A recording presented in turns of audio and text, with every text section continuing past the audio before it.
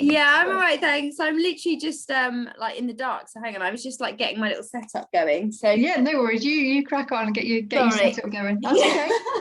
And pause the first bit. Cool. There we go. Perfect. Okay, so we spoke briefly over Messenger yesterday. How you'd had a fantastic walk, then a pants walk. Talk to me, what's happening. So obviously, yeah, we've done a few bits of it. Well, we've been doing loads actually, but we've done a few walks that have been quite like small. So I guess like the small training things have worked. But what I found is that like literally she's like Jekyll and Hyde. So one day she's really like Dotty. She's really You've got those treats. Think up. Yeah, I'm just gonna give her a little bit. Here you go. And some days she just won't. It's almost like she leaves the house and she forgets everything and she won't even look at me. She won't take a treat from the very beginning. So I haven't quite figured out, because we leave the house exactly the same. So it's literally like even as soon as she gets onto the driveway, she's just not interested. And some days she is. So I can't even engage with her before we even get to any sort of obstacle or distraction. And I class what I use as these little sausage things. It's like quite high value treats to her. Like she absolutely loves them. So I'm like trying to figure out what's different and I don't know. Okay. So tell me about your good walk that you did have. Yeah. So what did you say? Tell me about that. So what happened on that? Okay. So good walk. So obviously great walks when we don't see anyone. So okay. See people, and I feel like we've had a good training. Like, you know, she's sort of, when I'm crouching down and I'm giving her the treat and she's looking at me, or even if like I've been trying to do like little tricks with her, you know, like we said, maybe try and do something like to start with, she just literally wasn't, I couldn't do anything. But as she's like got out the door, I found that she's really, really hyper to start with. And then as we go, like she calms down. So then I can start doing little things with her. So like I haven't quite mastered her to go through my legs, but like the spin and stuff, I can get her to do on walks. But that's always like, I'd never really try that if we'd seen dogs. We had a couple of walks where she might have seen a dog and barked, but she recovered really quickly, which I think I messaged you about. So that I still class as quite good, because she's like really like, yeah, I mean the worst one I've had was literally the end of this week, the one that I was like, she was literally out of control. I don't feel like I've had a walk like that bad for a while. So but the other ones, like we've had little blips and stuff, but I wouldn't class them as like really bad walks. We've obviously just like, if she has barked, she has recovered quite quickly, or she's just sort of barked and then just moved on a bit. Just felt like, yeah, just bit of a looser lead, like sort of like walking quite nicely. Yeah, I'm just trying to think what else she does when she's good. Like she's just sort of a normal dog. Okay. I'm just trying to think what else we've been doing. Yeah, that's it really. Just walking and obviously bending down and giving her treats, and her just sort of like listening to me. And her recall's really good anyway. So like when we go out in the forest, and if I know that we're not going to see people, like she's so good off lead. Like her recall is incredible. Like when I went for a walk with my friend on Saturday, she was off lead. Like I'm so confident with her. I mean, even when we saw another dog, she barked at another dog, but she carries on walking with me. That was off lead. So like it's all amazing, but where that was quite a distance. So like you know, like probably like a football pitch, she was like, the dog was quite far in the distance, and she did still bark at that dog, but she recovered and moved on quite quickly and like sort of carried on with me. So there's been loads and loads of positives, but any sort of close contact at all, it's just a no-go. Okay. Any sort of time. Ooh, Dorothy, she's just staring at the box of treats now. Yeah, any sort of like closer contact, and I mean like even across the road maybe, she's not comfortable. Okay. So in terms of, I know that Joel's mum took her out in her fantastic outfit. See, you were really impressed with. Yeah. Oh god, yeah. She dresses her up like a little doll. It's so funny. But yeah. Has she still been going out with Joel's mum? Not as much, no. So she's taken her out twice since that point, and then me and her were out yesterday. And even she said, oh god, she's not been like this in a while. But yeah, it's funny because I was expecting such a good walk because we'd had such a good walk before. But obviously, Dottie, come here. See? Good girl. Sorry, I'm just trying to distract. That's okay. Yeah, so I was expecting a really good walk because we'd had such a good one the day before. But yeah, I don't know. I can't even put my finger on it. Okay. And was there anything different about the walk yesterday? So was it yesterday or the day before? It was yesterday. Yesterday. So I guess the amount of people maybe that was out, because it was a sunny Sunday. So maybe, but it wasn't, no, because even straight away we left the house and she started barking straight away, even though we'd done because I still do the whole process before we leave the house, so it takes us like 15 minutes to get out of the house anyway, because she still sort of hasn't grasped the whole I need to wait by the door. We have to sort of go through the whole process of no, Dottie, wait, no, close the door, and it takes us like quite a while to get out of the house. Okay. It will be like, I probably think on my like 6th attempt maybe, and I although we get there in the end and she still, she sort of visibly is like a bit like shaky, as if she's so excited to get out the door, and that doesn't seem to be like lightening the more we go out, or like the more we do this door thing. I honestly think it's excitement, like she's literally just buzzing to get out of the house. And again, maybe that was something I was going to mention to you, that I don't know how we combat that. Okay, so remember, she just very, very hyper when she leaves. Remember this? Yeah. And obviously she's up there, isn't she? Before she's leaving. She absolutely is. But we sort of, even if I leave her with a lead on for like 20 minutes, it's like as soon as we get to that door, she's back there again. She's up. Okay. So I would never leave the house. Okay, so what we could look at doing is 2 different things. So she walked on a harness or a collar. She can do both, but she does. So she was on that's quite interesting actually. On Saturday she had a harness on, and on Sunday she had a collar on. So that could be. I literally wouldn't even think about that. But she does normally have a collar on, because Joel's mum uses a collar with her. It just so happens I've got this little harness that I thought I'd put on her because it was over a jumper. So yeah, but that's because when she does pull, she obviously does choke herself on her collar. Yeah, she's like, and it's horrible. So I don't know whether that is actually a bit of a trigger for her. Yeah, so that so if you think about something around your neck, and if you're getting a bit anxious, then that's gonna pull tight, and that's gonna create even more anxiety in her, because it's getting tight around her neck. But obviously she doesn't realize that if she just leans back, back into it, then that pressure is going to be released. But ultimately it's about that loose lead walking as well. So what I would look at doing would be a combination of 2 things. So if she's walking better in the harness, that may be because that's touching some pressure points around her body. So in front of her legs and behind her legs, there's some pressure points around the chest area. Okay. And the harness could be touching those, which would be helping to calm her before you're going out. Now, I would also look at, I know it's a bit random, but can you get out of your back door and walk around? It goes to the same place. And do you normally leave out for your front door? Yeah. So I would look at leaving out of your back door. Okay. And I know you might be thinking, what's the relevance of that? But she may not have the same association of going out of the back door as what she has going out of the front door. Okay, even if it goes, so basically our back door goes to the back gate, and then will go to the sort of entrance of the house anyway. Do you know what I mean? You go side, so that's fine.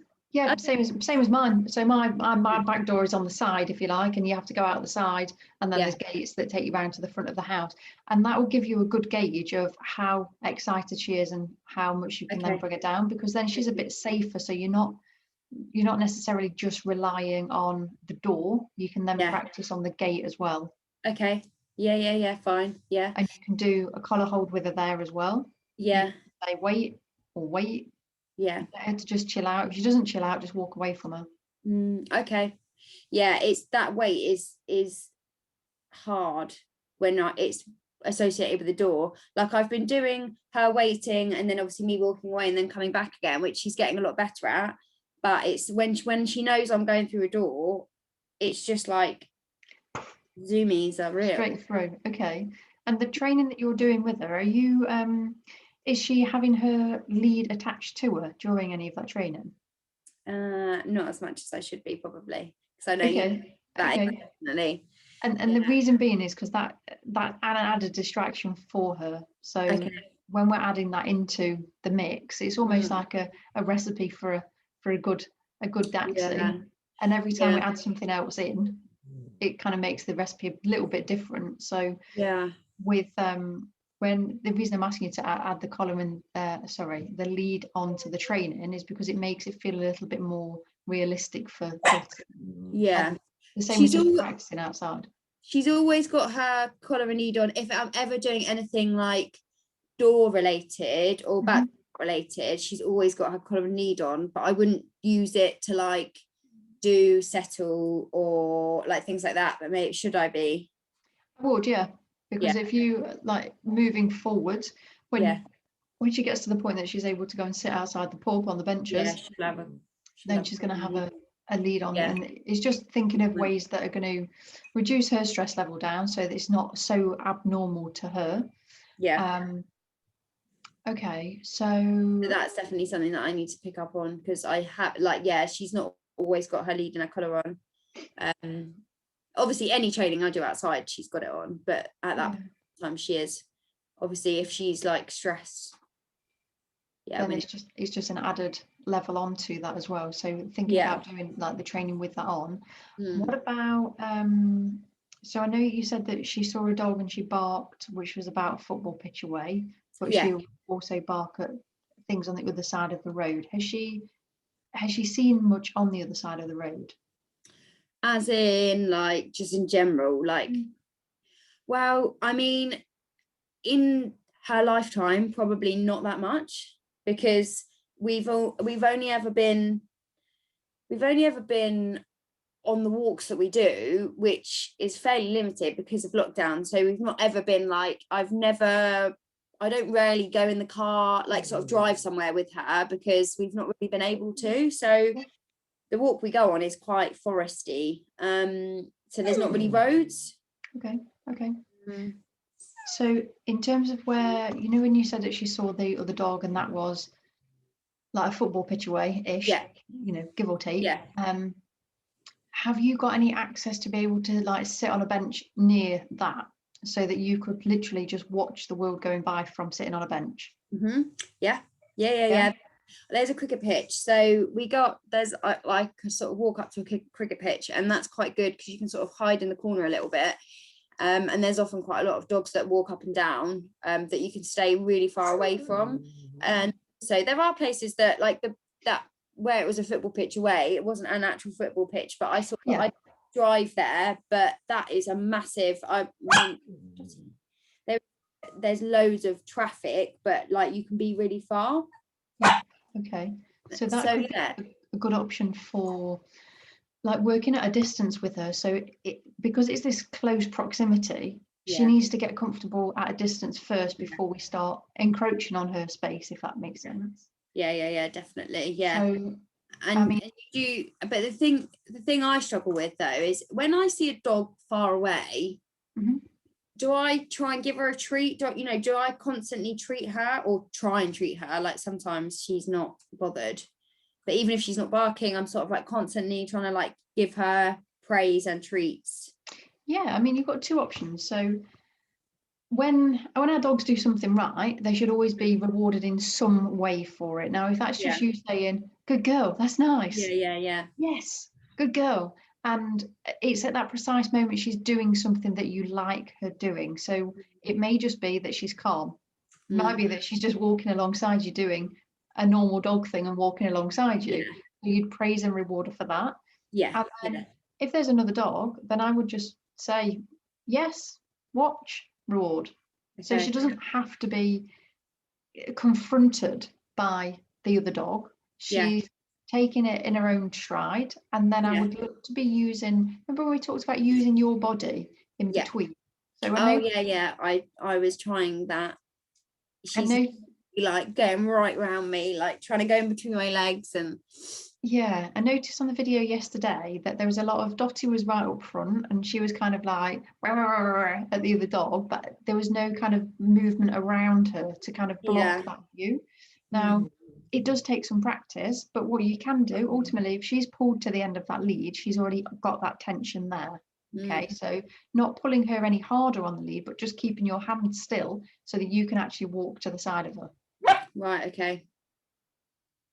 So then you can then block her view with your legs, and ultimately dogs can't bark at what they can't see. So if you think about it as a process for Dottie, so she sees the dog and she goes, right, I've got a choice here. I can either look at you or I can bark at the dog. What's going to be more rewarding for me? Yeah. Am I a bit worried that that dog's going to come to me? Yes, I am. I'm going to bark at it and I'm going to make myself sound really big, really scary, so that dog goes away from me. And it does work for her. It works every time she does it. Yeah.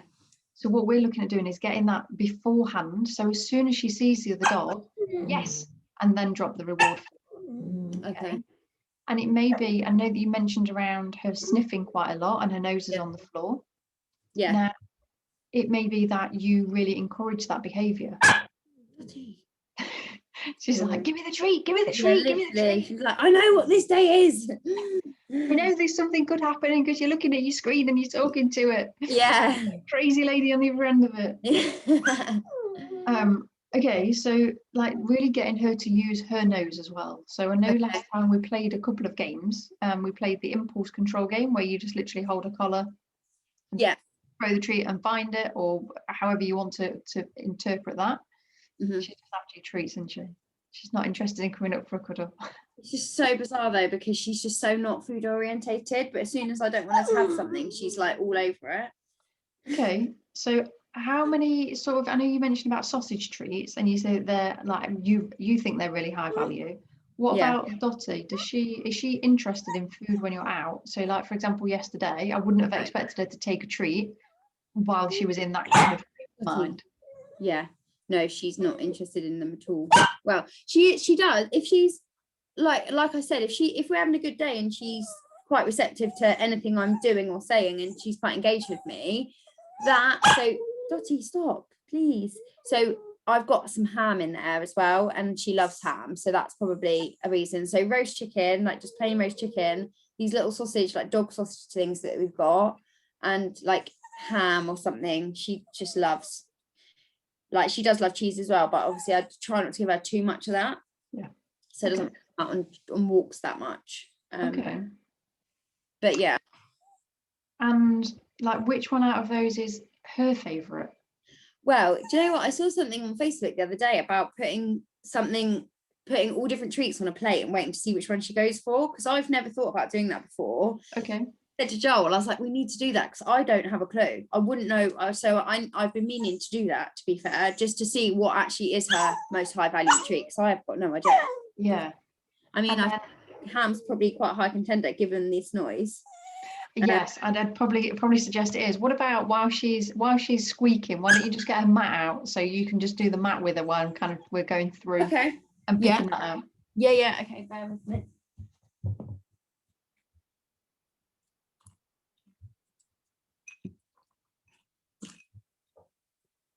I mean, I do sort of feel like she's going, oh, I nearly caught you then. What are you doing? Is she in the bowl? Yeah, literally, she's nearly in there, look. She's like, hello. Oh, there's some tasty treats there for me. Right, I'm just gonna, I am listening. Yeah, no, that's fine. So if you like literally feel free to just sit back down on where you were and then just have your mat in front of you. When she goes to it, just keep periodically dropping her treats down. Oh, okay. So you're actually giving it to her as a real life situation. So you're doing Only something. we were sat in the pub. I know, if only there was some cold beers going around. Yeah, I know. And that'll give her something to do while you're concentrating on something else as well. Yeah, which is pretty real life settled. Yeah. It's probably as real as we're going to get. I don't know if the announcements have changed today. I've not heard them yet, but I did see that he was meant to be doing an announcement. But... yeah, I saw him. He popped up on my screen earlier on. I just thought, well, I'd turn you off. I'm sure I'll find out later on. I'm busy for that. I'm too busy for this right now. Bit too busy for you, Prime Minister. Yeah. Okay. Yeah. So that's on my list. Yeah, to find out her highest value treat. Yeah. So I would definitely do that. And you can also do that by having the treats in your hand. So if you've got 2 different treats, so say you've got chicken and beef, and you would literally have a piece of each, close your hands and see which one she goes to. And then if she picks that one, then you know that that's beef, or you know that that's chicken, whichever she gets more excited about. And then keep the beef in your hand, so the one that she's picked. Okay. And then put something else in your hand. Right, okay. So you know that the beef is a contender, but the chicken's out the window because she's not that bothered. And then if you've got, say, cheese in your hand, and see how excited she gets about that, and then go outside and do the same. So go into the garden where you've got all those different things going off, and she'll be like, oh, what's this? This is a bit exciting for me. I'm not sure what's happening. Then you'll be able to get a real picture of exactly what is working for her. Okay. Honestly, like even like now, like this makes me feel so good because she's just being so like, it shows that it's definitely working. She's just being so good. Like she shut up straight away. And I honestly would never even think to use this as like a bit of a distraction. So even that makes me feel great that we've got somewhere, Dorothy. She's settling to a place, which is she calming. absolutely is. Yeah, she sat on her mat patiently and she's not moving. So she's not squeaking at you, and you're able to do what you're doing. Yeah, which is amazing because that's and that's the purpose of having the mat. And that's why I was like, right, okay. So I thought when she came up onto the sofa, she might have settled down a bit, and that's when I realised that she wasn't after a cuddle. She was after obviously the treats with that. That's why she doesn't want me. She's not. I thought let's just incorporate it. Let's have this, because ultimately you're going to get yourself a bit stressed, and you're not going to be able to then listen to what's happening. You're like, oh, Dottie, just calm down. Just stop doing what you're doing. Yeah, full day's work, and then she's going on like this. I'm like, Monday. Yeah, no. Okay. So yeah, amazing. So like that's just a reminder, like to try and put things into practice like this, because I just don't think about stuff like that. And sometimes it's just that, like the small things. Why would you? That's the thing. Why would you think, oh, actually, I'll just get your mat out and sit on the sofa with you? But ultimately, the more that you practice it in different places, the more she's going to get used to, this is what we do and this is how we do it. And this is a really good thing that you can practice. So going back to the park bench, now the cricket place, is that, are there going to be off-lead dogs there? Yeah, there probably would be. Okay. Do we want to avoid that? Yeah, so what I'm looking for is a place that's nice and quiet, but there's enough traffic in terms of people and dogs that are going to walk past, but they're going to be at a really far distance. So they're going to be that football pitch away from you, so that Dottie's able to see them, but you're still able to get her focus on you. Okay. And then repeatedly working at that distance and not taking her on the walks where she has to pass somebody. Or if you are at the point, and I know this sounds a little bit strange about everything that I've said already, but if you're at a point where you need to go on a walk where you are going to be walking close proximity to people, and I know you said it was busy yesterday, there was lots of people around, and it may just be that like she trigger stacked, so she had so many triggers that then she was unable to cope in that situation. Yeah, probably. Did she start off the walk okay, or did she? No, she was just literally up there to start with. She was just very, so we had so yesterday, I'm not sure if this is a contributing factor, but a person that works with Joel and his stepdad was working in the garden, in Joel's mum's garden yesterday with his son, and they like, she associates them as playing because they always have this like tug of war rope, and they were like running around in the garden with them all morning. And then me and Sarah try and take her out for a walk.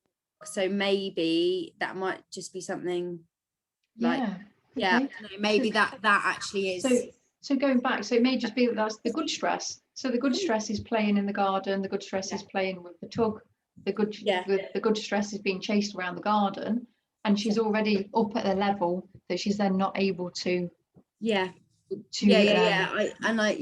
might have been what it was, because there was quite a lot going on in the garden. So, and I think when you kind of break it down, when you literally pull it apart and you can go, oh right, yeah, okay, so there was obviously a lot going off there.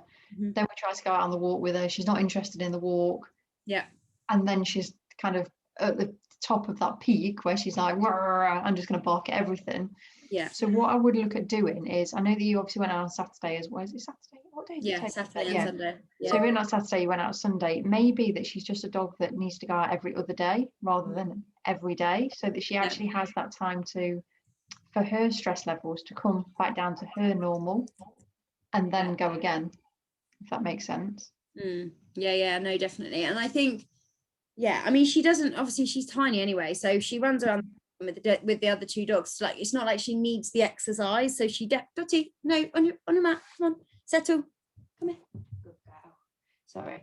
That's okay. So so it's not like she needs to go out for the actual exercise. It's more just like, I worry by her not going out. Like, I don't, Dottie, no, come here, sit. She's getting restless now. Like, no. Okay. I don't know. I didn't know whether maybe like, is the same route a good thing for her to familiarize herself with it, or does that really not matter and she doesn't need, do you know what I mean? Like, is it good for me to do the same route all the time just so she sort of gets used to it and feels confident, or does that make no difference really? So it's a combination of two things really, because if something has happened when you've been on that walk, okay, then the chances are she may well be able to remember it. Okay. If there's a particular dog she doesn't like, that, well, I've got one near me that you walk past the gate and he comes absolutely charging at me. I'm sure he's as pleasant as anything. In fact, I know that he is. He's as soft as anything because he got out over like last summer. But he's a big staff, and he comes charging at his fence. Oh, and, yeah. And you've got a staff look anyway. Aggressive, don't they? Yeah, it's just the stature. It's just because we're filtered to these breed types. But ultimately, everyone thinks the same about Alfie, which is why we keep him in, because everyone's scared. Like, they think he's scary and he's just a big softie. Yeah, the Chip's best friend used to be a staff. He's no longer with us, but ultimately, the one across the road, and we'll walk by the house, and Chip's like, there might be something that comes out of here, and her ears go back, and she's like, there's something's going to happen here. But it's just because she's learned. So the learned behavior that she's got. So it could be single event learning. It could be that, he's come out and made her jump one particular day, or it may be the fact that when he got out last year that I picked her up and he was bombing over and chucked her in the house and went and got their dog for them. You don't know. So there's it's very difficult to say, yes, stick to the same route or change it up. Now, what I would say is, by changing it up, what you're enabling her to do is use those skills to put into practice. Okay, so things like what you're doing now with her, there would be no harm with you sitting somewhere nice and quiet with her, doing this with her. So if you have got your pub nearby that's got its benches out, take the mat to the pub and go and sit outside. So she's got a lead on and you're literally just sitting there. So it might be that, I don't know if you FaceTime somebody or you you ring somebody while she's doing that, and it kind of takes a bit of your focus off her as well, because that's ultimately what you want to be doing. So you want to be able to sit and eat your dinner while she's doing something on a mat, which is settling for her. And what you could do is, every time something comes near, or when I say near, I mean as in your eyesight, just say yes and reward her. So you've got a marker or a good. You're using good as a mark word, aren't you? Good. Yeah.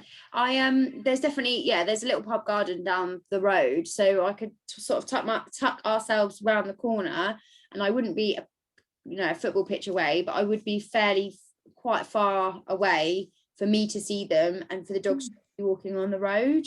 So that might be fine. And dogs don't really cut through that bit ever. Dottie, on your mat. Yeah. So you're just looking for things that are out of the ordinary. So I would probably I mean, the path that you were on yesterday, I would have looked to like dip yourself a little bit, so like go round, but then so you're just going into that. It looks like it's a muddy bank of somebody's Yeah. kind of going up there, so that she's further away. Settle. Yeah. So there was a lot of times that we sort of like not hid in the bushes, but we like really like moved out the way. So that when there was another dog going past, we sort of like went right round a tree just to sort of keep her further away, which works. And then she sees them, and then they're like literally right down the path, and she's like "Meow, meow, meow," like barking at them, like as if to say like yeah. I'm like, oh. Come on then, come and get me now. Yeah, I'm here. And like, okay, they're right down there now, but nice try. Dotty, on your map. Yeah. Okay. So settle. Dotty, settle. Okay, and then in terms of her sniffing, so let's look at embracing the sniffing. Okay. So what you will find with sniffing, so dogs can use it as a displacement behavior. Now, what that means is that they use it to sniff the ground if they see another dog, to say to that other dog, I'm not interested in engaging with you. So the other dog is likely, and I say likely loose terms because there's lots of puppies around at the moment, but it is likely to just carry on and not bother her. Yeah. Okay. Now, if it's a dog, an older dog that's a bit more experienced with other dogs, they will take that as a, oh yeah, that dog doesn't want to interact with us. They've got their nose on the floor. Now, taking things really slowly, what you could do is you could just drop a few treats on the floor. So jackpot treats. Now that would consist of you literally taking a handful of treats and just dropping them onto the floor. If anything is around you, but you need to practice that first. So it's a bit similar to, remember we did the collar hold and the impulse control. It's a little bit similar to that. So you're kind of interacting and saying find it, or whatever it is that you're using to direct her to it. But with the when you're dropping the jackpot treats, what you're saying to her is you've done exactly the right thing. Okay. Now, what we're looking for is that she minimizes in what she's doing to start with, and then it starts disappearing. So she's gone from the level of every single walk that you're going out on is ridiculous for you, whereas now you're getting a level of good walks going with her, but then there's still the walks that aren't anywhere near there. And that we're being realistic about it. I'm not going to sugarcoat it. Oh God, no, absolutely. We are definitely not quite there yet, are we? And it is about that process of like keep going really small steps. But she's clearly improving by the stuff that you're sending me through, and by the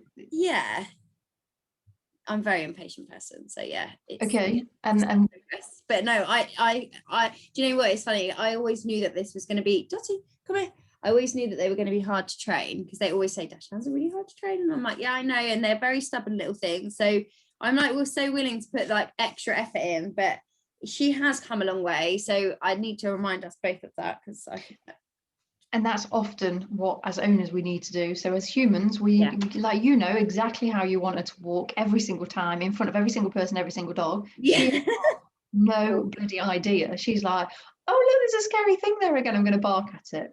Okay.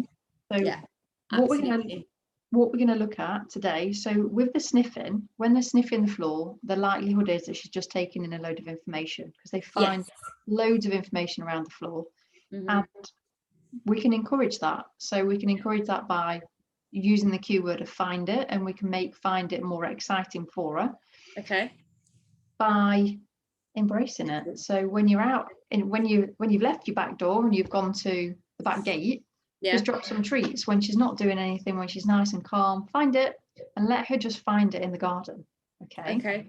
Then when you get out onto the driveway, if she's interested or if she's sniffing, then just drop a treat in front of her so she can actually find the treat. When she's got her nose to the ground? Yeah. Okay. So you're encouraging that behaviour. Settle. So just one issue. I've literally never been able to get her, when she's nose to the ground, to take a treat. Ever. Even if you drop it in front of her? Yeah, no, she'll ignore it. Literally, like, Yeah, no, because I've dropped treats in front of her before and she's literally not interested at Okay. all. So Okay. I just thought because whatever else she was smelling on the ground was all very new, and yeah, like she's only really done around this area, so especially like on Saturday where it was slightly different, I thought, oh well, she's obviously just, we didn't have a bad walk, but it was just that she's like not interested in my treats because it's all very exciting. Which isn't, it's not a bad thing. And sometimes we No. can put a lot of pressure on ourselves that if she's having a good walk and it's just a sniffing walk, then that's fine. So because they're the breed that they are, you've just muted yourself. I don't know if you're aware of that. I'm like, and I can hear Alfie's just about to come in, so I'm like, there's gonna be barking. So I was just muting myself in readiness of the dogs coming in and barking. It's fine, they're fine. Okay. You're fine, girl. Okay. Yeah, you're fine. Yeah. How's training? Training's going great, thanks for the distraction. Can you actually top me up with a bit of roast chicken? Could you just give that to me? I've just basically used half of my hand. Thank you. Just got loads of chicken here. Okay. God, sorry, I'm so madhouse at the moment. Thank you. Okay. So with her sniffing, does she, like, it's okay if you go on a walk and they're just sniffing. So Okay. sniffing is a good thing. Yeah. So sniffing is a little bit like licking and chewing, that it helps. Okay. It helps calm them down. And when they're sniffing, even if it's something super interesting like a fox or a cat, then they pick up the scent. And what happens is the scent goes up the nose and it stays there. Okay, and then they come home, and the likelihood is that they're then processing all those things that they've just sniffed. So they're learning what those things are. But actually just going out on a sniffing walk is absolutely fine. Okay. So there's just things for her to smell, just things for her to pay interest in. Okay. Is that okay with you? Yeah, absolutely. Yeah, that's fine. It's just more if I'm trying to get that and connect that with the treat, I don't know how well that will go. Okay. What about using the leave it cue? Yeah. What, on a walk? Yeah. Yeah.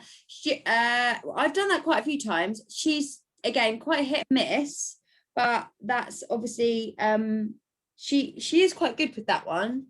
But obviously that would be the opposite, wouldn't it? Rather than wanting her to take the treat, I'm trying to get her to leave a treat. No, as in if she's sniffing, and so if she goes over to say a lampshade. Oh, I see. So she's not just sniffing as in like the ground. She goes over and sniffs something. Yeah.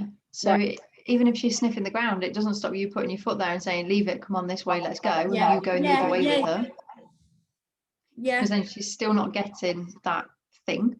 What about adding a hand touch? What's a hand touch? A hand touch, where she comes to your hand and touches your hand. Oh, I haven't done that. Have we not done that? No. Was I meant to have done that? I don't think I've not. But yeah, I've not done the. Sorry, I just definitely know that ham is more high value because she's just left 3 bits of chicken on her mat. You're not interested in that anymore. That's just bog standard. And with your trees in the house, I would look to reduce them in terms of, I know that she's obviously having a lot of trees now because you're trying to keep your concentration and her concentration somewhere as well. I would look at reducing them down so that there's bigger gaps in between. Yeah.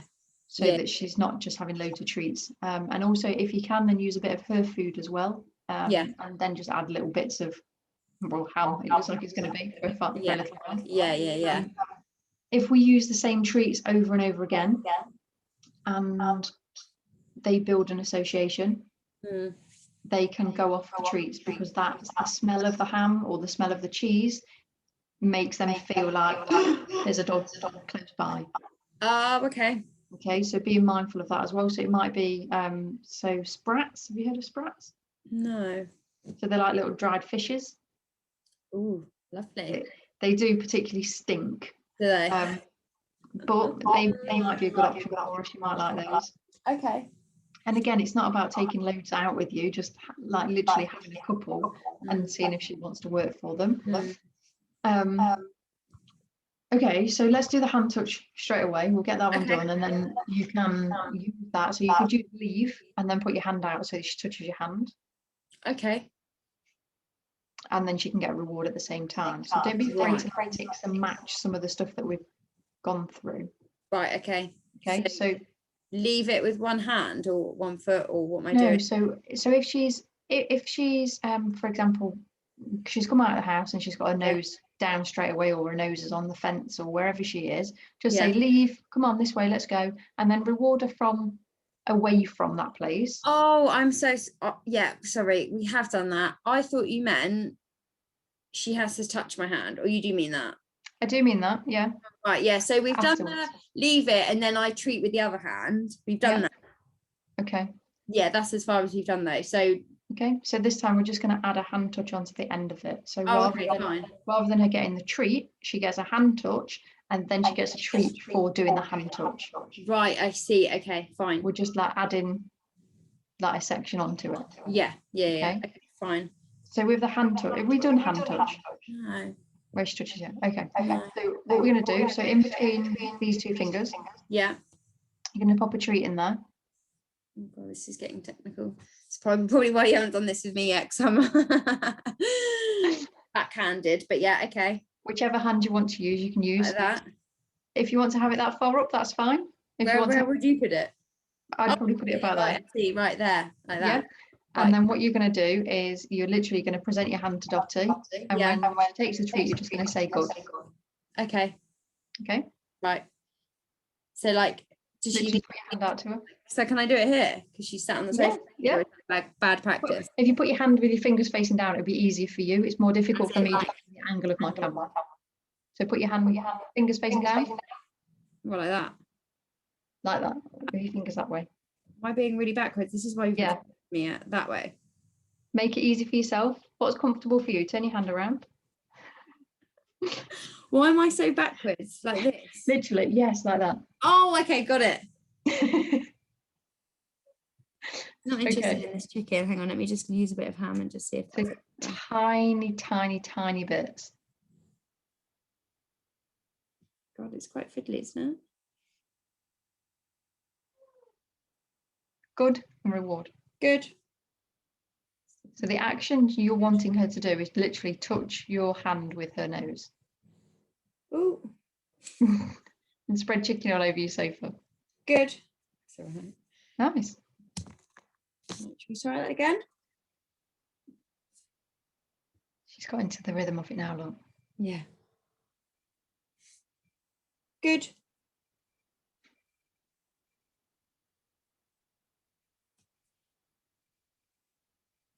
Gosh, all this meat. I don't even eat meat. Do you not? No. Just for you, Dorothy. Not for me. Things we do for our dogs. I know, literally, yeah. It's just ham is honestly like the worst thing for me as well, because it's so processed. Well, good. I'm doing well. Okay, so I want you to practice in a sec. So the next time, so we'll do the good again with her this time. Okay. Good.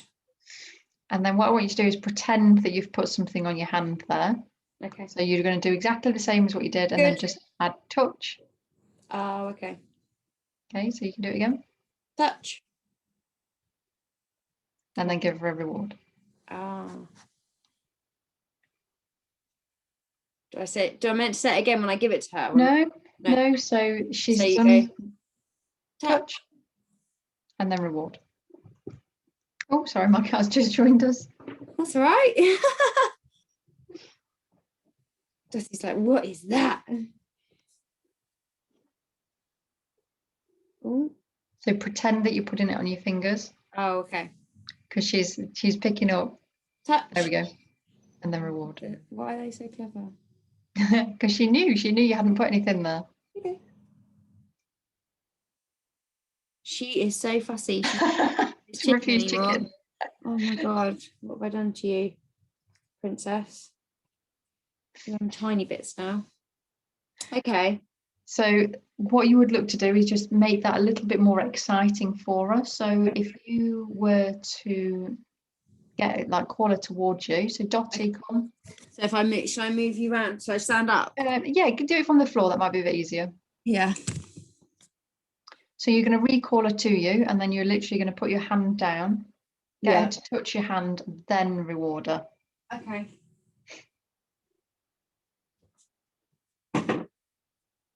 Dottie, come. Touch. Good girl. Nice. Is that what you meant? Yeah, exactly that. Oh, okay, good. Sort of just wing that one then. Dottie, come. Touch. Good girl. Okay. Dottie, come. Touch. Good girl. Oh no, Alf, I'm so sorry. Well, I'm gonna have to kick you out. Hang on. Oh. Sorry. This way. That way. Good boy. He just smelt the treat. Oh, there we go. Alfie. Oh. Like, don't worry, Alfie won't make any noise when you're training. I'm like, okay. Dottie, come. Touch. Good girl. Don't snatch. It's not a bad thing though with him barking. What, as in it's a good distraction? It's a good distraction for Dottie, yeah. Because it adds a little bit of into her as well. Dottie, come. Touch. Good girl. She's definitely more like snatchy when he gets around. So just obviously because she thinks that someone else is going to get the treat, probably. Possibly, yeah, possibly that. Dottie, come. Touch. Good girl. God, Okay. she's faster. She goes straight to my other hand. And that's not a bad thing. So that's a little bit like the leave. Yeah, with the other hand. Yeah, which is a good thing. It's good that she's doing that. So then it's just literally practicing outside. So if you were to practice, say if she like when she goes over to something in the living room, well, like now you're sitting here with me. If she goes over and starts sniffing something, just say leave or leave it, whichever you're doing, and then put your hand down and get her to come over to you so that she's distracted by something in the living room currently. Tell her to leave it and then just call her over to you. I mean, she's gonna, as in, shall I put like a treat down or? What's she doing currently? I mean, is she sitting looking at you? Staring at me, literally just waiting. Okay, so she knows you've not got anything there. Here you go. They do it now then. So leave and then call her to you. And then reward. Okay. And you see how delayed that was in terms of you've asked her to leave something. Yeah. You've then put your hand down for a hand touch and you've then rewarded her. And what you're doing there is you're getting an element of her focus onto you. Okay. Because if she's outside and the sniffari that she's having is too exciting, it may be that she's not interested in... Sorry, that's really made me laugh. It may be that she's not interested in having a treat from you, but she will still come and do that hand touch. Okay. Okay, so it's just a different way to... Oh, sorry, Siri's joined in with us now. I don't know why Siri's... Oh, sorry, my phone always does that. I don't know why Siri's joining in. Siri sometimes does that in the middle of classes as well. Touch. And what you're doing is you're really just slowing that process right down for her and for you as well. So it should be controlled. So if she can't take a treat, then get her to come and touch your hand, because think about where her head is when she's doing that touching. Yeah. So she's got to look away to do the hand touch. Okay. Does that make sense? So even if it was another dog, if it was another dog, touch. Her concentration is then back on you rather than that dog there. And then what you can do is you can really build up the amount of time that their nose stays on your hand. Now, I wouldn't practice it straight away with Dottie, but over time, you can literally do the hand touch and then move them round with their hands. So you can use literally, so if you put one hand down now and do touch. Touch. No. Come here. Touch. And then with the other hand, then do touch again with the other hand. Touch. And then with the other hand. Touch. Touch. And then put a treat in one so you've got a treat if you haven't got one already. Touch. Touch. Am I meant to say touch when I treat her? Yeah, absolutely. So if her nose is touching your hand, then touch, that's fine. And then I can still treat her with that same hand. Yeah, you can treat it with either hand. I mean, there is some debate over whether we should treat out the same hand or different hands, but ultimately, if you're doing it with both hands anyway, it doesn't really make any difference. Yeah. And what we're doing there is we're just adding a little bit of space. We're adding touch here, and you can add it onto different items as well. So it could be that you put your foot in front of her and say touch. So you're making her nose go to the floor by getting her to touch your shoe, and then drop a treat at the side of her. Okay. Does that make sense? Yeah. Yeah, I'm just seeing where she's wandering off to. Yeah, that's and fine. you can use it now because she's gone out of view from you. So call her back, just say, Dottie, come here. And then put your hand down. Touch. Good girl.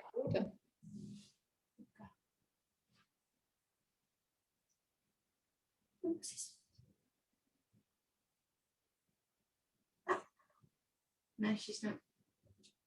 Touch. She's like, no, treat now. She's like, but your hand smells a bit like ham. Touch. Okay. And what you're doing there is you're just delaying that time that she's kind of got the rewards for. You're changing her perspective. So if she's always facing forwards, and you're saying touch, you're turning her around to you. So what you could do in that pub garden that you were talking about is you could sit and just practice just doing touch with her. Touch there, touch there, touch there, touch there. You're not moving, you're doing exactly what you're doing there, but you're just in a different place. And then if another dog does walk past, you can just continue to do the touch. Just continue like there's nothing there. Because she's having good fun, she's having a good game. And also you can practice the collar hold with the impulse control. So when you throw the treat out and then let her go after it, you can practice that in the pub garden as well, so that she's got a game to play, she understands how to play it, and even practice in the middle, around, so she's between outside. But outside in a different place. And it may be that you have to go right back to make it really, really simple for her. So having the treat in your hand, and building her up nice and slowly that way. But I think she will benefit quite a lot from the hand touch. Sometimes we have to accept that our dogs are going to sniff, and that is what they were bred for, to smell. Absolutely. I don't even mind her barking, but it's just when she like is going crazy. I think she's always going to be a bit of a barky dog. Like she barks at squirrels. It just doesn't bother me at all. It's just when she like really is going for it. Yeah, absolutely. And I completely get it. She's so stressed as well. Yeah, and the likelihood is that she is. How have the 3 thank yous been in the house? Yeah, we still do that. That's probably the most consistent bit of training we do, because it's situational, because it's so easy. So me and Joel both do it, and now like I almost wish like in a way there would be a car, but yeah, she's really good. Sometimes I don't even need to say it, I just need to sort of like lean up and she'll jump off the sofa. So she's getting better in terms of her response, but she still does it. So I don't know if that will ever stop, but I did that scare. What was that? We just moved a little bit on the sofa, and she literally just like shit herself and just jumped off. Okay, so like all of the training that we've gone over, I mean, this is our last session, isn't it? Yeah, literally. I'm like said to Joel, I was like, I don't know what my best option is really, because I feel like I'm definitely not done. Like I feel like we're definitely not done, but I don't know whether it might be worth me sort of having a bit of a like saying 4 weeks to say, right, I need to sort of implement all of these things, because I'm not sure. I don't think I've really given her enough attention, really. I don't know. Okay, well, it's quite a bit of a hard like juggle of like work, and like I almost feel like maybe I need to give her a bit more attention. Yeah, what you will find is that the more, I mean, I know it is a juggle at the moment, and obviously working from home and just life in general can sometimes be a bit like of a lot to be happening at the minute. But you could certainly do that, and like literally have like a training schedule, so that every day before your dinner, or every day before whatever, or every day after it, or a particular time, then that's when you're going to go outside and do some training with her, and have that set time so that you've allocated that time to her. So I know that you were like saying that you were really kind of not confident with her when we first started together. Do you feel any more confident now? Oh yeah, definitely. Yeah, definitely. I think I'm definitely more confident with her, like in general, taking her on walks and stuff. But I know that even when yesterday, when another dog walked up, Sarah's like, it's fine. And I was like, she could obviously tell that I've started to feel nervous already because I knew what was coming. But I know that inadvertently that sort of makes her worse as well. So I think I've got to work on just not being so bothered about like I'm not nervous about her getting hurt. I'm not nervous about anything. I'm embarrassed because I think people will be like, oh, she's like an awful dog owner because her dog's barking at my dog. That's honestly what I think. Okay, so how can we help you change that then? So if you were to like be very matter of fact with Dottie, so if you were to Yeah. like, that's it, that like she's seen someone Yeah. and she's not barked, Yeah. like how could you change how you're feeling? Well, if she doesn't bark, then I'm fine. But obviously, I guess it's the like build up to that. So good question. Joe, sorry, hang on. She's off. Have you left the door open? Oh, right. What? I think I've helped. Okay. Sorry, it's just a bit of a mad house at the moment. Dottie. Sorry. It's such a mad house at the moment because they're moving next door. It's just constant. But so I guess it is literally just me. Like it's my instinct. I'm quite like I'm not a nervous person, but like I am. Like I'm always very conscious about other things. So I think that's just me, and I need to like work on that. Okay, so being aware is a really good thing. Being aware is a good sign. Being too conscious, that's going to obviously feed Dottie. So oh god, yeah, definitely. What I would look at doing, and I think we briefly mentioned this last time, so if you can like visualize when you put your walking coat on or your walking shoes, I'm the most confident person. I'm the most confident dog walker. It doesn't matter if my dog barks. If my dog barks, then it's normal. Okay. Yeah, and that's honestly like that's why going for a dog walk with Joe's mom is so good because she's like basically like don't give a shit about what anyone says. Like why do you care? No one cares. And you know what? Every dog walker is like it's fine. Like I basically just make out like she's a puppy because I'm like she's so small anyway. No one knows. I'm like sorry, we're still training. She's like yeah, no worries, it's fine. And to be honest, the more I go out, the less I care. Because then, like, you know, the best thing is when someone else's dog starts barking first and you're like, oh, great. Well, I mean, yeah, I think it's just, it's for me, it's just going to be like a consistency thing. So constantly keep on going out. And then if she keeps barking, then eventually I think I'll just stop being so bothered by it. Yeah, and I think that like obviously they don't generalize how we do. So for example, with the mat, if you were to just put that down outside in the pub, then she'd be like, well, what's this? So you're going to have to like adjust the training slightly, so to make it easier for her when she's in different circumstances, because they don't register, they're not generalized as we do. But you know, when you're out, like it's not like she's a Rottweiler on a lead. No. And you're really struggling to control her. But what we do need to be mindful of is, so there is a part of the legislation that says if somebody thinks or feels in fear, they might get bitten, then that's the offence that's complete. So you need to be mindful of that as well. But taking that into consideration with, if you know that Dottie's not able to cope with the situation, then hopefully hand in hand, she's not going to like repeatedly go into that situation. I never worry about anything like that. Like my biggest fear, if she was ever like, if she was off lead or I don't know, if she bounded up to a dog or something, is more her getting hurt because another dog would react to her sort of what they called class as aggressive behavior because she's barking at them, and it would only take one dog who's not very nice to like just snap at her and then like her leg's gone. But you know what I mean, like she's a small dog, so you just got to be quite mindful of it. So she would never, she's too scared to go up like to actually bite anyone. And often we need to be careful though, because if people keep coming into that space, if it doesn't work for her, then she will start going to different things that might work for her. So for like example, you said, yeah, if someone comes in to try and stroke her and she's barking at them, yeah, if they continue going into her to stroke her, then the chances are that she will then go to a different behaviour, which might be a snap or similar. Which obviously we don't want her to get to that point. But like overall, I mean, like some of the videos that you sent over, some of the text messages that you've sent as well, there seems to be some really good progress that's happening. It's oh just god, yeah, potentially just not as 100%. fast as Yeah, you and that's like I'm like, I guess I'm probably just being like uber critical of myself because I know where I want to get to with her. So there is literally like there's so much improvement in her in general, like the barking and the like just the obedience in general. Like she's so much better, and she sort of does as she's told more, and even for sleeping. So like that, you know, like obviously at the beginning I'm up at 5 a.m. every day.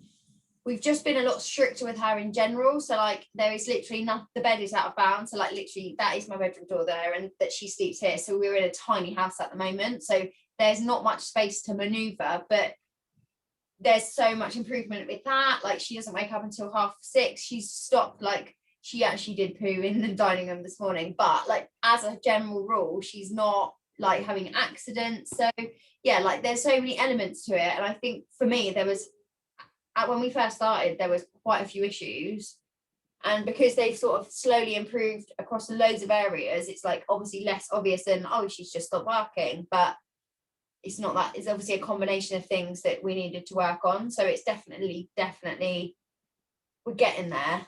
Yeah, and it's having those like the boundaries as well. So imagine living a life that you didn't have any boundaries and that you didn't have any expectations, and you know, think of like the people that work at Lego, and I use them as an example because they can turn up to work at whatever time they want, they can play Lego whenever they want, as long as they get the job done. Now, for me, that wouldn't work because I need structure. I need some element of routine, and I need some boundaries. I'm not saying I'm a rebel or anything, but I need some kind of boundaries. Yeah. And as a general person, we work to boundaries, we work to routine, and we work to having some structure. And it's the same for our dogs. They need that structure. And I know you said that you are being really strict, but you're not being strict, you're just giving her a clear boundary. Yeah. You know, this is the boundary. You're not allowed in the bed. Your bedroom's in there. You can stay in there. With the training like across the board, because there's various elements of it, like you will see different bits coming out in different situations, but ultimately it's about that training, like continued training, and like putting the work in. So she's not just going to wake up one day and go, well, I'm not going to bark on my walk today. No, learn to actually do it. Yeah. Just remind me how old she is. She's literally just turned 1, so I was literally just about to say she is still young. So she had her first birthday in February, so she is a puppy still. Well, I think she is. Yeah, and some of them are a bit more barky than others. And she's not neutered, is she? No, she's not even had her first season. No, and that could be part of it as well. So you might find that after she's had a season, so I mean, if she's a year old and not had a season, then she's pretty much going to be due any I was going to say, we're like sort of waiting, and it's quite interesting because Alfie's so much bigger than her. Like, we're very conscious of them two being together and that her coming in season. But over the past probably week and a half, he started getting really rough playing with her. And we, to the point where we've had to really like tell him off and separate them. And he's never hurt her, but he just sort of like starts pawing her more, and he's just a lot more aggressive. And I didn't know whether would that be a sign of her coming into season, or him smelling something different. Yeah, I thought quite possibly. So when hormones, obviously, you know, you're female, hormones start going around your body. So obviously with women, we get like premenstrual. And same for our dogs. So it's the same hormones. And when their bodies are producing these hormones, then it may be that Alfie's able to smell the hormones that are kicking around, and he's like, oh. Yeah, and doesn't know what to do with himself. So he's like starts pawing her. Obviously, she's so little as well, and it's really weird. I don't know if you said you used to have a staff, but like he's very conscious of how small she is. But then also, will also then buff her over. I FaceTimed my mum yesterday morning, and literally I saw her on our outside kitchen table, like our outside dining table. Oi. And he was like stood there like waiting for her, and I was like, she's obviously just climbed up on there because she's like, right, I've had enough now, I need a minute. But they are sort of like, yeah, I don't know, I feel like she's probably on her way into season, but I don't know. It will be very evident when her back end will literally like be unrecognizable. Yeah, that's what everyone keeps saying, and I've seen pictures as well of these little dogs, and they're like huge. So yeah, very. And obviously I'm around her all day anyway, so we'll notice when that happens. Yeah. And is Alfie entire, or is he neutered? No, he's neutered. Yeah, he's neutered. Okay, so that's fine. So there's not going to be any issues around that. No. What do you want? What's that? If anything, it may just be that she gets a little bit more snappy or a little bit more highly strung. Yeah. Which aren't we all? Then so the season in total will last for about 3 months. So until they're right. I don't mean the actual season, that will last for around 10 days, 28 days, like from start to finish. But then 3 months later, their hormones should be back to normal at that point. Right. So it's like the after bit as well. So if she's a bit hit and miss with her behaviour, that may be why. They can have I've heard of these dogs having like invisible. Can they have an invisible first season, or is that like not? Yeah. So they can have they can have seasons where they don't bleed. They can have phantom pregnancies. Oh yeah. Where they think that they're pregnant and their bodies start producing and things like that. If she does have any signs of that, then have a chat with your vet, because they can give them medication to stop it early on. So any signs of like nesting, so like going and getting little toys, finding an area to like literally nest, like as if she was getting ready to have babies. Have a chat with your vet if that anything like that happens, like milk being produced. Right. It does happen. It's a very common thing to happen as well. So in terms of like what we need to do, I'm just thinking of like next steps really. So like what would you suggest is the best thing? Do you think it's better we carry on and just keep doing training, or do you think what would you advise? Okay, so the training, the skills and training that you've had up to date, if you're practicing them like literally every day, then you will see improvements. So there's not going to be masses of changes overnight, which there never is, but over a period of time, that's where the techniques come in to play. Now, in terms of like continued training with me, there's a couple of options. So you were right in what you said around having a month off from seeing me, put it into practice yourself.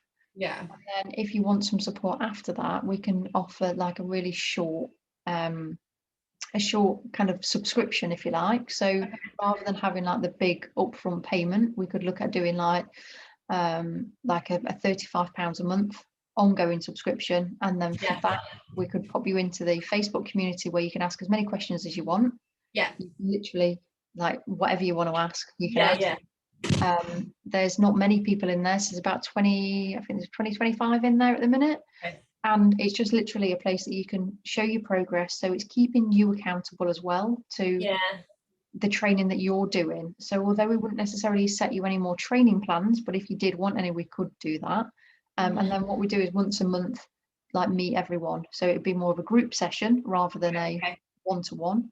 So we could do that, we could look at doing that. Or if you want to continue training with me, obviously it comes with a bit of a higher price ticket. Of course. And would you offer like, so say I have a bit of a month off and really try and knuckle down, so I'm just conscious, obviously I do sort of need to be accountable for things, otherwise I can't, like literally weeks go by and I'm like, I don't know where the time's. So if I then felt like I could do the subscription thing and maybe have like a bit of a group thing, can you then add on, like if I said, right, Casey, I really feel like I just need like this week, I just need like a one-on-one session with you, do you do like ad hoc hours or hour and a half or whatever? So if it's so we don't do it with like new clients, so it's not something that we don't do it with new clients because it's not beneficial. Imagine if I just came and had one session with you, you'd be like, you just can't. That was a bit random. Pointless. You don't even know the dog, so So yeah, absolutely, we can do that. And then, I mean, price wise, between 75 and 99 pounds per session, depending on where you are with it. Okay. Okay. So that's Dotty. Yeah, I mean, to be honest, that might the subscription thing might actually work quite well. So you do like a month, is it a monthly group meeting, or do you have any one-to-one? So is it? Yeah, so it's a monthly group session. Usually what happens is we normally have like a particular topic. So sometimes we have a particular topic. Oh, okay. It might be like reactivity, or I'm trying to think what else we've done. We've done reactivity, we've done separation. Okay. So just varying different stuff, like whatever people have had an issue with, really. Sometimes there's a Facebook Live. So if people are asking questions, what I tend to do is do a live video so that everybody learns, rather than having that one-to-one and it's kind of like between me and you and no one else finds out. There's a few of our puppies, so our younger puppies are in there, and they've been to puppy school, but they want the extra support on top. So it's the same principle for them. So sometimes it might be around jumping up, it might be around chewing, it might be around whatever it is, and I'll just cover it. Issues that sort of come up with everyone else, and then you sort of think, oh, actually mine does that too. And then she does everything. And then it's just like everybody works through together. So like very shortly we're going to be moving over onto a portal, so you will see around the Facebook, so the main Facebook group, you will see around an accelerator. I'm not sure if the posts have gone out today or they're going out tomorrow, and that's really for like long-term support. Now you've kind of already had the one-to-one side of that, but you would still get access. I could still give you access under the £35, so you could still be doing stuff in the background, still be learning different stuff. Okay. What is when you say portal, is there like video, is that what is that? Yeah, so it's an online like I'm trying to think what the other word for a portal would be. It's like a learning management system. Yes. Marketing, so I know all the jargon. Yes. So it's it sits at the background, so you can just work through that at your own speed, at your own leisure. And then obviously if there's anything that you're not sure of or you've got questions around, then we can look at answering that over a live as well. Okay. Oh, right. Yeah. I mean, to be honest, that does sound like that probably would work quite well. So is that something that you can join whenever? Like, can I have a few weeks of just focusing on her and then like text you and say that that's something I want to pick up? Mm-hmm. Yeah. I'm really, really flexible about it. I'm not like, you've got to join up now. I want your details and all the rest of it. I'm very flexible about it. You've had the bulk of your training. You've had literally like to the point that you'll be able to like implement some of the stuff, but then there's going to be some stuff that you're like, right, okay, well, kind of I just want to ask these questions about this, and that's fine. That's the whole purpose of it, is that it's the continued support rather than the beginning support. Yeah, definitely. And to be honest, this is such a long-term thing for me anyway. Like just feel like over the next 8 weeks, I've got my contract comes to an end in my job I'm in now, so I'm interviewing at the moment, and it's all just very hectic. So, and I just feel like I just need to get a few things in place, like then I can really I feel like I am a little bit distracted with everything at the moment, because there's obviously just life gets in the way, doesn't it? So I do once that's all sorted, I can really focus on her, and then maybe like sign up to the subscription and then be a bit more like settled.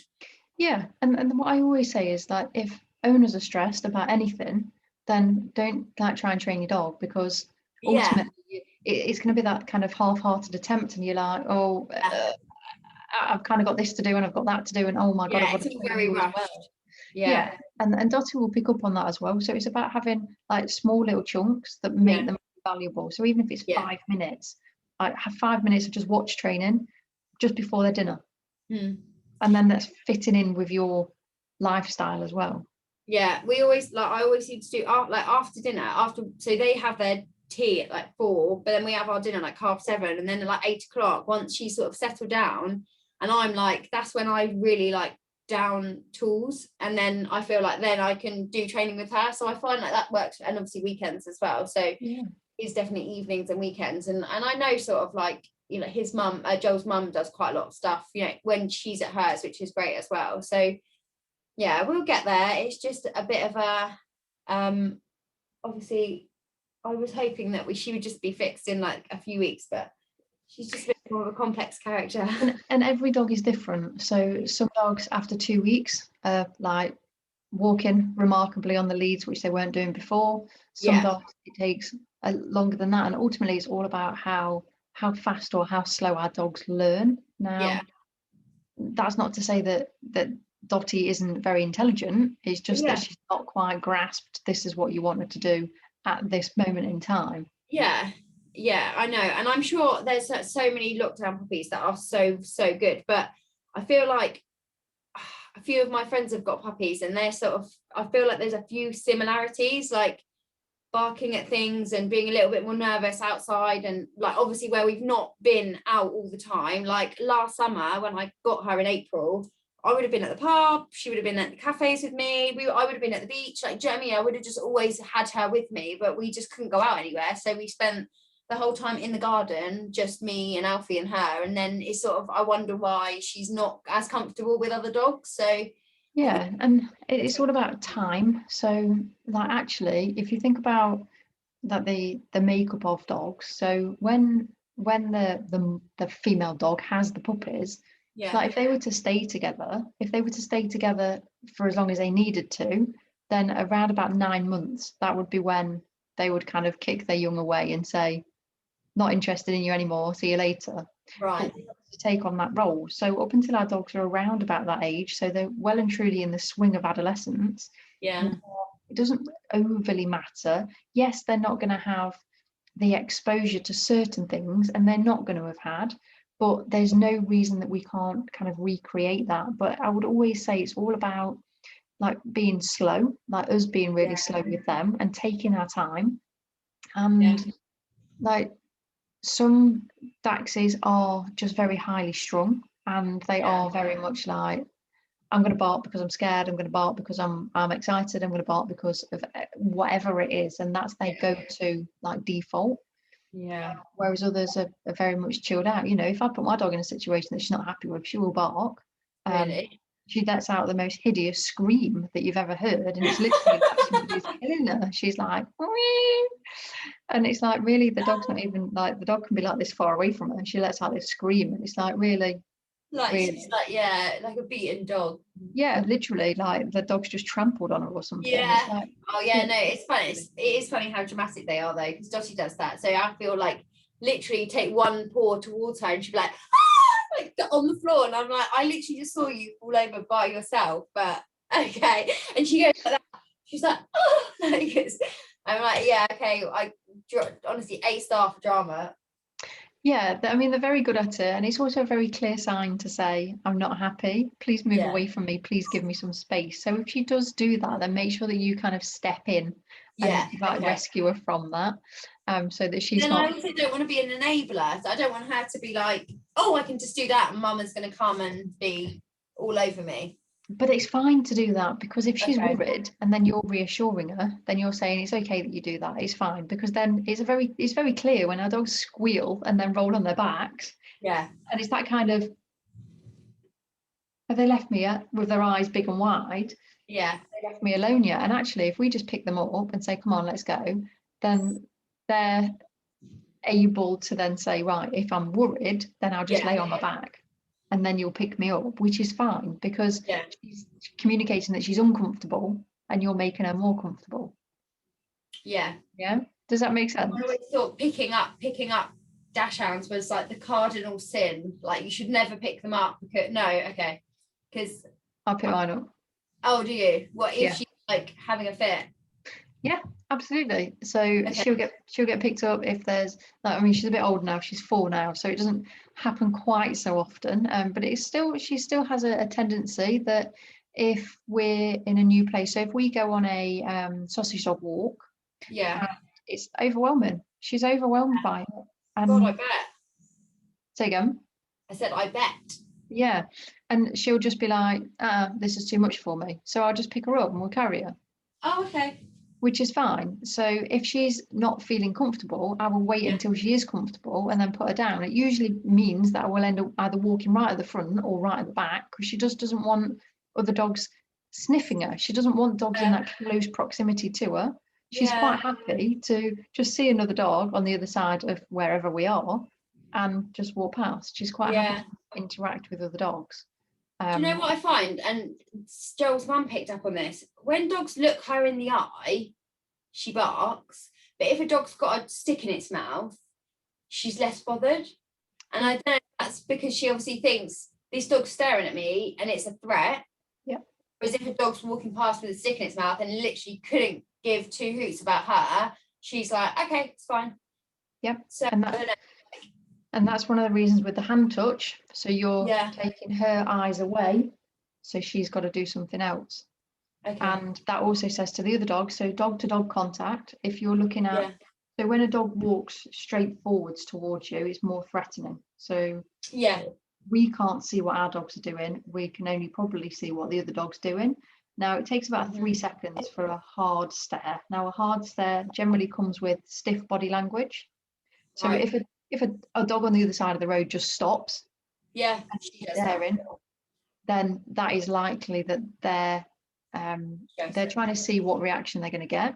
If they don't get a reaction, then they're just going to carry on. And that's why it's quite a lot. She freezes quite a lot. Yeah, and that's fine. So when they're freezing, what their body is doing is deciding whether they're going to go into flight or fight. Right.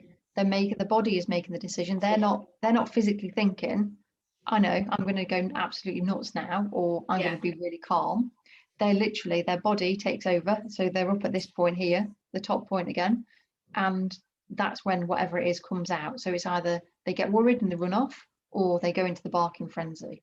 Now we have those few seconds in between. So when they stop, that's when our legs in between are really important, because their body can't continue processing if they can't see what it is. I've lost you.